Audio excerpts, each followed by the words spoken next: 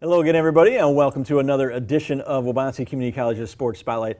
I'm your host, Steve Moga, and although it's been pretty chilly, January, February are pretty tough months with a lot of snow and a lot of cold. Believe it or not, baseball and softball are right around the corner. It's almost March. It's baseball, softball time, and joining me here to talk about Chiefs baseball's head coach Brad Unger. And Coach, thanks for stopping in.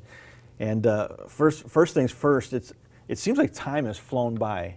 I mean, what is this already, fifth year? Yeah, fifth year. As head coach. I mean, it just seems like where's the time gone? Right. Yeah.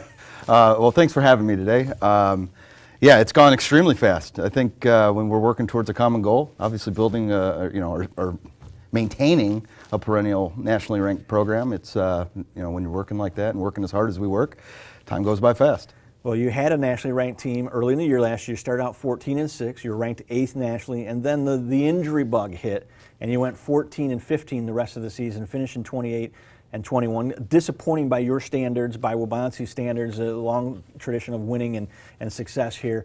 But obviously, you had some pretty good building blocks from last year's team. I should mention some of those guys from last year. Gone now is Dolan Nicholson, Logan Love, Josh Myers. Those guys were key parts of your team, but you obviously have some guys back, and really it starts with Garrett Getz, I think, is one of your key guys in the middle of your lineup. Yeah, Garrett Getz is definitely going to be in the middle of our lineup. He's probably one of our centerpieces for the offense. Very versatile player. He had 45 innings pitched for us last year. Probably not going to get that big chunk of innings on the mound this year, but certainly going to be a force offensively. He plays middle infield. He'll play a little third base this year, probably even some DH at some times. Local kid from Oswego East, so we're really proud of him and what he's been able to develop into. And then Justin Sartori is going to be another big piece, a local guy from Sandwich, Illinois. He's been phenomenal. Last year he was all-conference player as well for us, and he'll also be in the middle of our order, and he's versatile as well. He'll probably get a little bit more time on the mound this year than he did last year.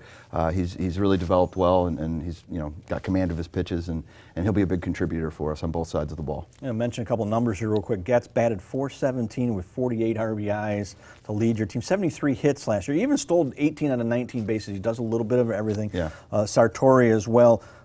Hit .362 with 19 doubles, 46 runs driven in. You start with those two guys there, and you work from there. You also have returning all-conference performer in Jordan Isham on the mound. We'll get to the pitchers. Okay. But let's go around the infield. Aaron Lange also was really good for you last year at first base, and he's going to be challenged because you got some pretty good newcomers as well. Yeah, Aaron Lange actually did not win the job at first base this year by mutual agreement. He is a phenomenal hitter. He's a really big body, being 6'5", 300 pounds. Big force. Should hit in the middle of our order as well. Started a little slow last year, but definitely came on late, carried our team several weeks towards the back end of that season. And he, again, he's going to be a big contributor for us. Will he be the DH? Yeah, right now, him and Gavin Levesky are going to split time between DH. Gavin and Grant Lala will split time at first base. So Grant Lala being a Glenbard West player, and Gavin Levesky from Lockport, Illinois. And both of those guys have had great falls and have come in and really have challenged each other.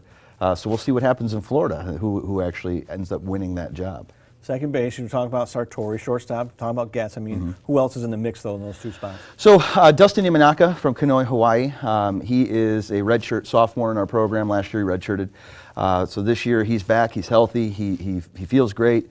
His freshman season, he was a big contributor on the mound for us, as well as offensively and in that middle. He's a phenomenal defensive player, very quick. So he's going to. That's one nice thing about having so many players and being very versatile, where they can move around. A lot of those guys are two-way position players, so it's going to be a lot of a rotational mix in there. But Dustin's certainly pushing them. Tanner Giselle from Aurora Christian, he's coming back off of an injury. He's looked phenomenal over there. Cody Rose from Westchester, Ohio.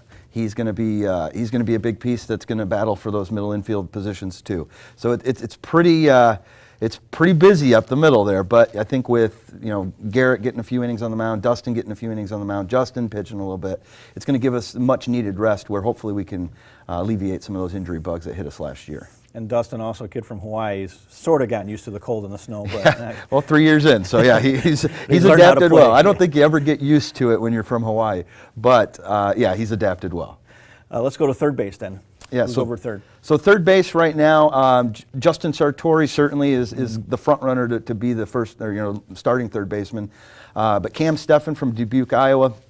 He played a lot of third base for us last year. Got a big, strong bat. He's gonna get some innings there as well. And then Justin Lee, who's probably going to be our number 3 pitcher this year. He's had a phenomenal fall. He really can swing the bat very well. Two-way position player. Not sure if he'll be our third baseman or maybe a corner outfield guy when he's not pitching. But he certainly could be in that mix. We'll see what happens. Dan Giselle, who is a catcher for us, but he has actually come on late and been really strong with his glove over at third base. And again, Kyle Ives, another catcher, freshman from Cary Grove, and he's going to battle for some of those innings too. So I mean, it's definitely a bottleneck there at third base, corner positions. The great thing is they're phenomenal athletes. It's going to make my job hard, which is what we ask our players to do. Right. And some of those guys are versatile. They can catch, they can play a corner position, they can play a corner outfield position, they can DH.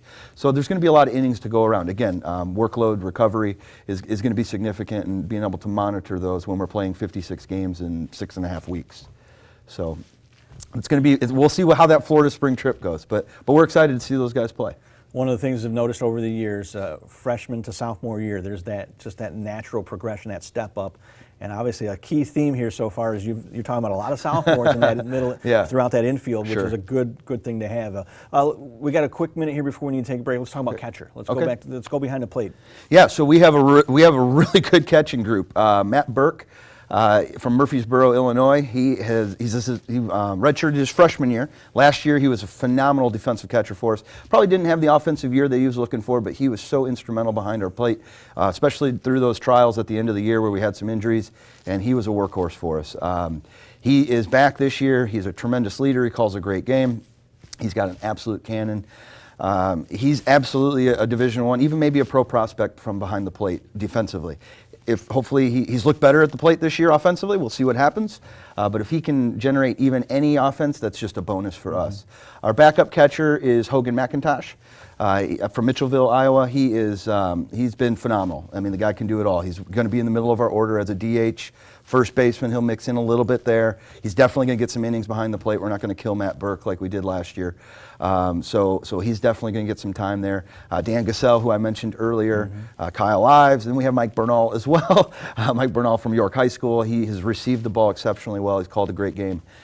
Pitchers are very comfortable with him. So there's going to be a lot of innings to go around, but I think at that position, as far as keeping guys fresh and rested is really vital, which is something we have not done very well of the last couple of seasons. Well, certainly you'll have plenty of guys to rotate in there. Yeah. You mentioned working with pitchers. That's a key. Yeah. Pitchers got to be comfortable. We're going to come back after break. We're going to talk about those pitchers. Okay. And we're going to talk about your outfielders, too, and the upcoming schedule for 2019 for Brad Unger's Chiefs. So don't go away. We'll be right back.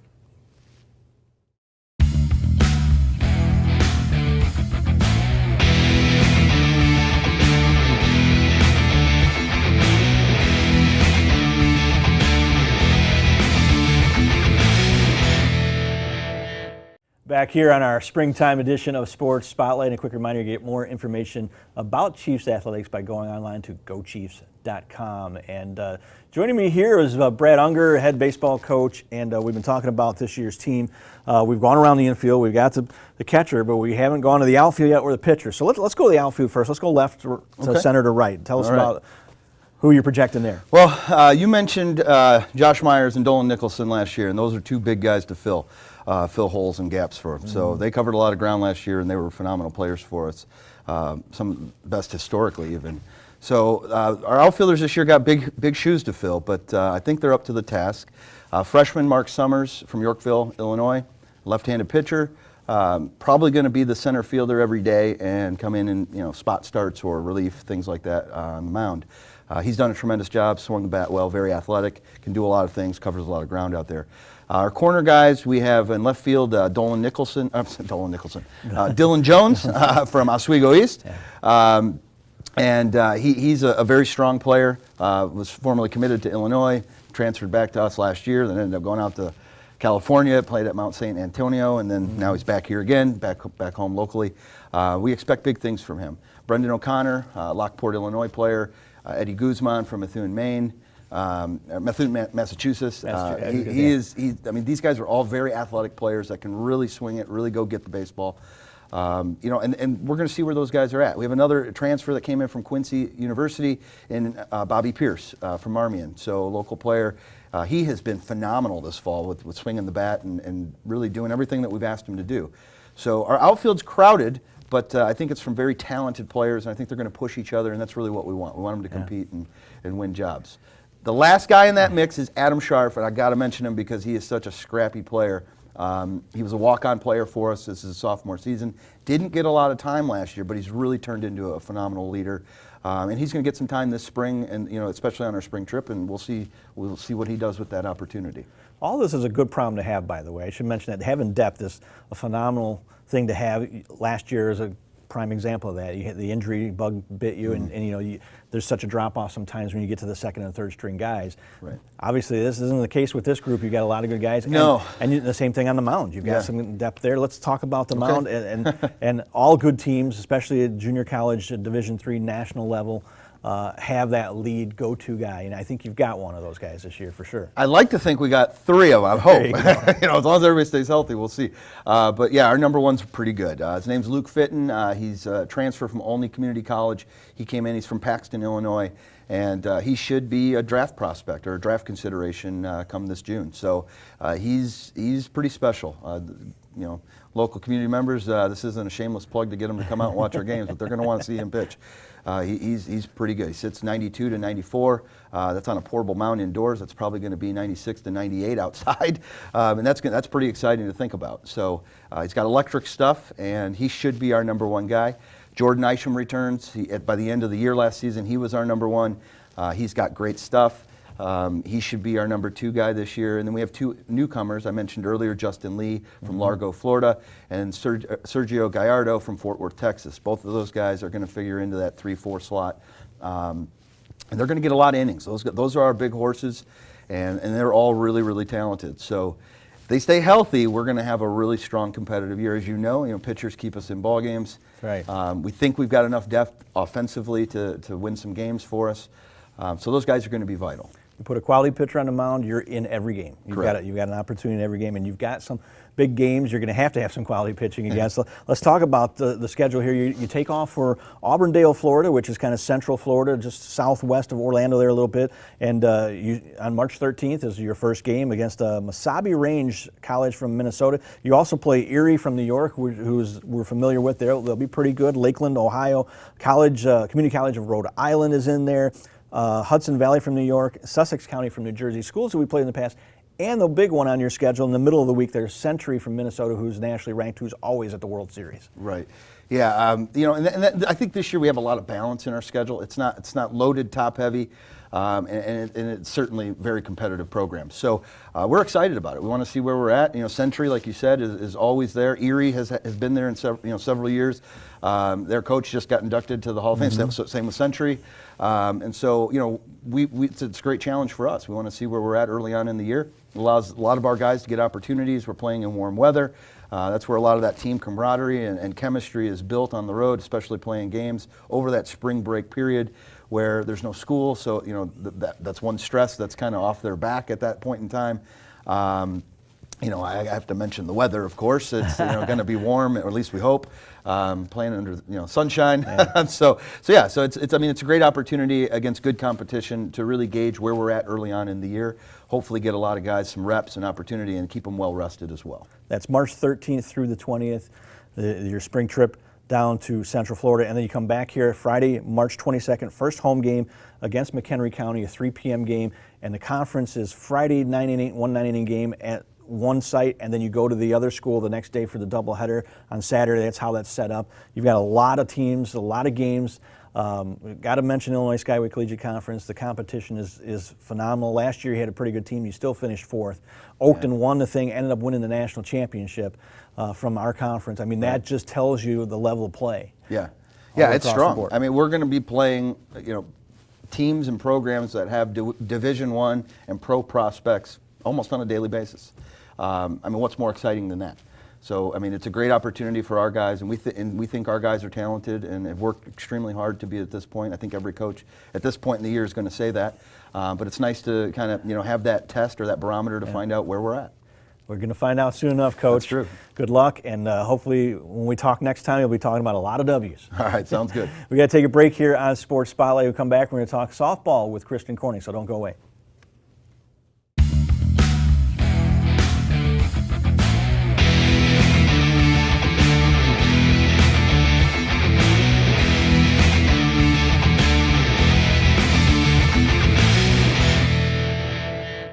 Back here on Sports Spotlight, and joining me now is the head coach of our softball team here at Waubonsee Community College, Kristin Corning. And Coach, thanks for stopping in. Thanks for having me. And we've got to talk about last year a little bit, your first year as head coach. You were the assistant coach the year before that, and a very successful team that year. But last year's team, a little tougher challenge for your group. Unfortunately, the 7-year conference winning streak was broken last year. You finished 8-4 in conference, finished second, but 15-31 overall, and it probably came down to pitching. You didn't have quite the people in the circle that you need to have the really good top-notch teams, which you've had in the past, but certainly had some sluggers. I got to mention, unfortunately gone now are Nicole Krupp and Megan Arsevar, and Nicole was like Waubonsee record-breaking, 15 home runs last year, 45 RBIs, batted .439, a slugging percentage of .902. Mm-hmm. That alone, it's hard to ever replace somebody like that in the middle of your lineup, isn't it? Correct. Yeah, she broke most home runs in a game, most home runs in a season, and most home runs in a career here at Waubonsee. Which is saying a lot, because we've had a few girls that really have hit, smacked some home runs over their time. Megan Arsevar also hit .369 with 52 hits. You've got to replace a couple of people there, but you've got some good players to build around. You had a couple of other all-conference returnees in Autumn Sullivan and Tory Ison. Mm-hmm. Yeah, Tory actually took her freshman year off, didn't play, and she just happened to come out to one of our signing days, and we kind of recruited her in the middle of last year just because we needed some extra players. And man, did she fill a hole. Outfield, first base, but she pretty much became our first baseman. Mm-hmm. She hit well, she hit some home runs, and she was about to move on, but she's like, Coach, I had a great year, I want to stay. So she's back at Waubonsee for a third year because she wanted another opportunity to play. And then Autumn Sullivan is a freshman, probably one of the most athletic girls we had on the team last year and probably even this year. Never played shortstop, we moved her into that position. She adapted well, but as a freshman, I mean, she hit well, and I believe 9 home runs she ended with last year. She did 9 home runs, batted .354, 16 doubles. Like you said, did a little bit of everything, stole some bases as well, filled in where you needed to. Let's do this. Let's go around projected starters here. Let's start in the outfield, and who do you look at left center and right field for the season? We're probably looking at Jess Wilson out in right field. She never really played right field, but she has that bat that you need in the lineup. I mean, just this last weekend, every at bat she had a very strong at bat. Didn't let good pitches go by, so you have to have that bat in there. Left field, Brittany Thomas from last year, slapper. She can hit for a little bit of power slapping, but she just works hard, covers a lot of ground in the outfield, probably the best outfield arm we have. As far as center field, that was Natalia's last year. She's competing right now probably with Maddie Kwall, who was out last year with an injury, plays basketball and softball here. She got a game in at the Dome, and she looked great. So she's a slapper out there. It's going to be hard to beat her out there in the outfield. Yeah, we'll talk about the Dome probably in our second segment. We'll talk about your schedule a little bit more. You mentioned Natalia Flowers, who started out there for you. Let's go around the infield, third all the way over to first. Okay. So we have Megan White, was an outfielder. She's a freshman. She's adapting well. She just wanted that opportunity to play, and she knew we had like 9 outfielders to start the year, so she's like, any way I can play. So she's moved into the infield. It's doing well. Autumn Sullivan at shortstop. However, I don't want to not mention Annalise Bragg. She's also a freshman, and she's right on the heels of Megan and Autumn, so she could easily fill in at third or short. She's like right there. Second base, we have Alyssa Eby, our leadoff hitter, so again, another bat we need in the lineup. And then Tory over at first, Tory Ison. Of course, we mentioned having good pitchers is obviously a key, but you also have to have a good receiver. Who's going to be behind the plate for you? Most likely, Allie Martin will catch just about every inning. I mean, we have 3 catchers, Sam, a returner, as well as Becca Sweeney, a freshman, who's probably one of the hardest workers on our team. But right now, we're looking at Allie Martin, I'm sorry. And in the circle, you're going to have to get a lot of innings out of some people. Mm-hmm. Who's going to be probably your lead pitcher to start with? It'll be Katie Beebe. She also plays basketball, softball here at Waubonsie, all conference basketball player, but she throws some heat. So that's probably, as of right now, I would say our go-to, but we play all double headers. So with that, we have Allison Johnson, who has actually just now come back to us from the Army. So she's probably right there with another game, as well as Katie Shockey, who's right in the mix with them. Obviously, a lot of innings you're going to have to cover. Oh, yeah. The good teams always have a 1 and a 2, but it's the third. If you have a third pitcher that you can really go to, especially in relief, that separates you from a lot of other teams. Correct. And we just found out, we just picked up a girl here at semester, Emma Boland, who didn't really want to confess, but she also was a pitcher. So we may be getting her in the mix a little bit too, but we kind of have our 1, 2, 3 set. You got to mention real quick, Joe Spitzeri, your assistant coach for the 8th season. Joe obviously works very well with the ladies and has been a great asset to the program the whole time he's been here. Oh, absolutely. He used to tease me, all new coaches have to have an old coach, is what he says, but more wily veteran. sophisticated. No. So yeah, and the nice thing is we're really on the same page. We have a lot of the same philosophies. If there's ever a really difference, it's really not a big thing because we can work through it really well. But he and I consider him an equal, because if I'm not there, I know he's got things right where they need to be, and vice versa. Well, there's always some good assistant coaches behind a good head coach. You've got a bunch of those, not only Joe, but you've got Ed White in his 2nd season. Allie Miller, a former player, comes in to help you. And also the added bonus of your husband, Sean, this year helping out as well. He was a little hesitant because he's like, to work with girls? Are you kidding? But he's come on, done some strength conditioning and working with our outfielders, and the girls really love him because he pushes them. And he, when we have a big roster like we do, it's sometimes hard with 1 or 2 coaches. It's nice to have a couple extra eyes on these girls. All right, well, we come back. We got to take a break right now. When we come back, we're going to talk about the schedule, upcoming schedule for Chief softball this spring. So stay with us.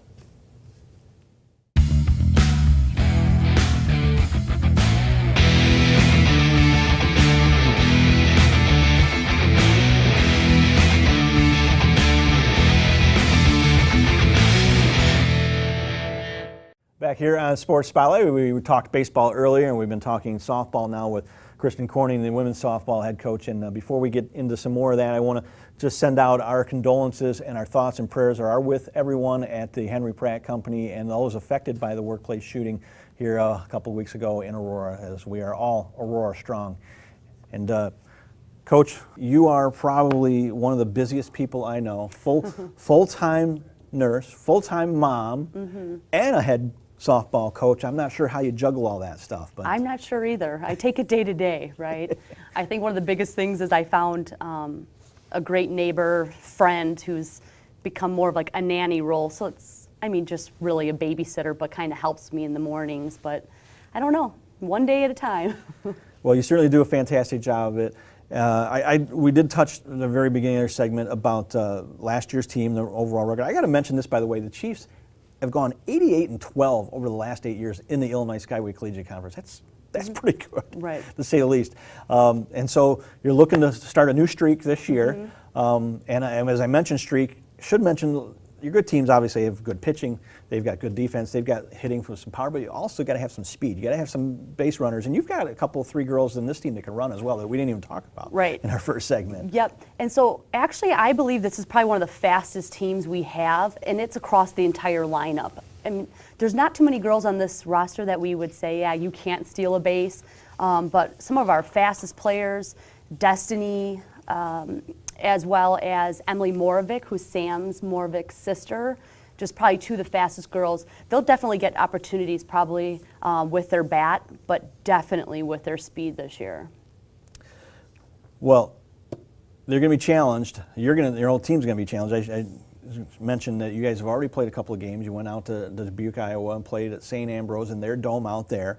But you're going to take off for your annual spring trip, March 9th through the 19th down in Florida. Tell us a little bit about that trip, some of the teams you're going to play, where you're going to play. Right. So our trip is actually going to be the 14th through the 24th. I've got the early schedule here, obviously. Okay. Or baseball. Baseball, I think, goes a couple days before us. So we're playing a lot of 4-year schools down there.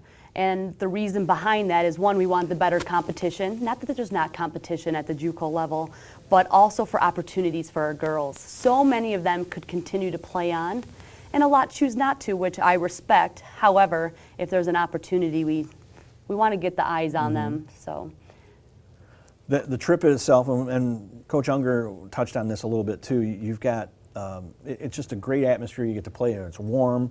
The chemistry that's built within your team, the camaraderie, you don't have to worry about class.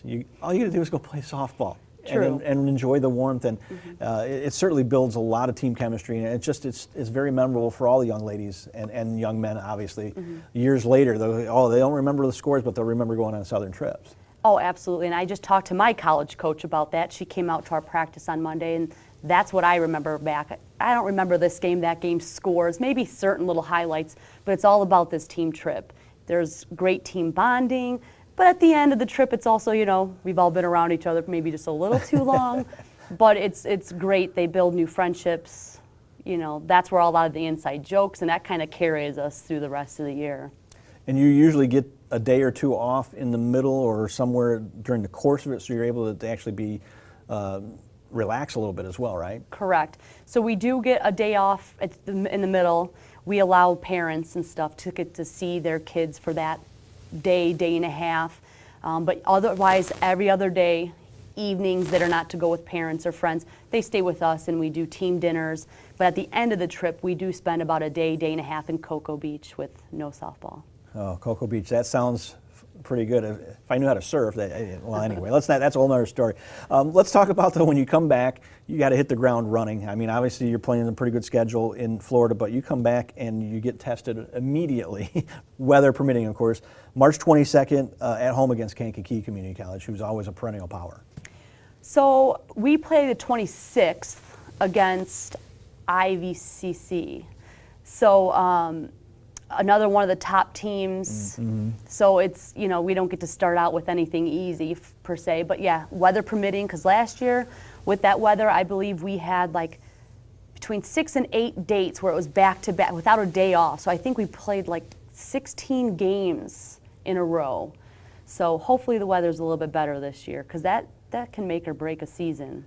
Yeah, well, so far the weather hasn't been real good. Hopefully we can get some warmer weather, thaw the field out, and so we could get some games in. But I got to ask you real quick, we got about a minute left here.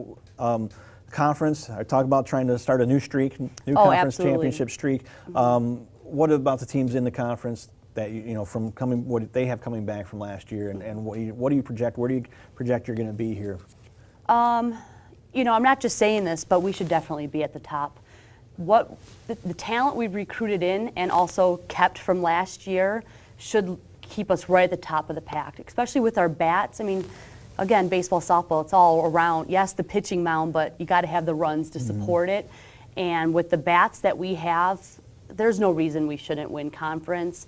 And I try to explain to these girls, talent-wise, it's probably some of the best talent the school has had, but now is just getting them to come together as a team and kind of find a way to, to get the W's. But last year we were so close. Even when we struggled that whole year, we kind of like scrapped through the whole season. this year, I mean, I just feel like we have a better foundation, so we should be there. Well, hopefully we'll get a lot of those W's Yeah, I by hope the so. next time we talk here on Sports Spotlight. But we are out of time. Thank you for coming in, Coach. Also want to thank Brad Unger, thank our crew on behalf of Jim McGarrah, Chris Foster, and Jamie Lara. I'm Steve Moga. Thanks for watching Sports Spotlight. It gets warm. Get on out there, catch some Chiefs baseball and softball. That's it for now. So long, everybody.